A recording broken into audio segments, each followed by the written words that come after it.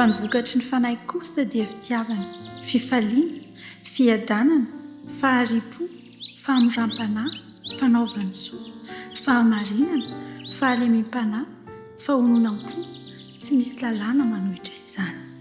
Galatiana 5:20-23. Ifanananao ve ry vokatry ny fanahy, fitiavana, fifaliana, fiadanana, faharetana, fahatsarana, fanaovansoa, fahamarinana, halemem-panahy, ary indrindra ny finoana. Tsarovy fa azonao ananana ireo rehefa eo aminao ny fitiavana ny Kristy. Tsarovy fa tsy mandeha irery ireo fa ohatra ny fitiavana zany zao dia hitondra hamoram-panahy, hitondra halemem-panahy. Amin'izao fotoana izao dia maro ireo maniry anana izany toetra izany, satria miaina ao anatin'ny tontolo sarotra feno faharatsiana ary tontolo mikorontana. Nefa izao afaka manana izany ianao raha raisinao ao am-po Kristy. Ho matsy ny fanambarany, ataoko ho saro-tadiavina mihoatra noho ny volamena tsara ianao, eny mihoatra ny tena volamena avy anao fira aza. Eto izany Tompo dia miantso anao mba hametraka indrindra ny hoe hanatraranao retanjona zay vokatry ny fanahy ireo. Amin'izany dia ianao mihitsy no hitaratra ny fitiavana, hitaratra ny fifaliana ary hitaratra ny hamoram-panahy. Tsarovy fa izany fitiavana ao anatinao izany avy amin'ny fitiavana ny Kristy dia isy akony lehibe eo amin'ny fiainanao andavanandro.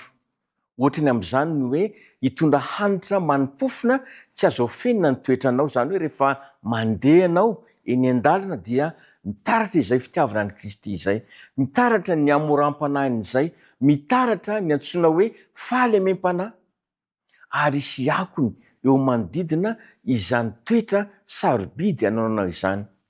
Isy hery miasa mangina avy aminao ampiova ny manodidina ka ampita ny fahamasinany eo amin'ny fiainanao.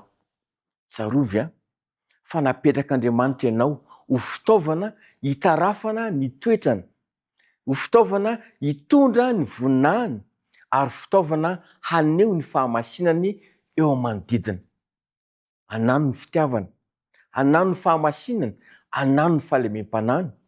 Fa rehefa kolokoloina ao anatinao izany rehetra izany, ka ilay vokatry ny fanahy ao anatinao mihitsy no mandefa taratra sarobidy mba hahatonga ny voninahitran'Andriamanitra hiseho sy hibalika eo amin'ny fiainanao. Tianao ve hanandrana izany fanandramana izany? Ary tianao ve raha ianao no fitaovana mahomby ampitan'Andriamanitra hitondra ny voninahiny? Asaiko ianao hiaraka hivavaka isika.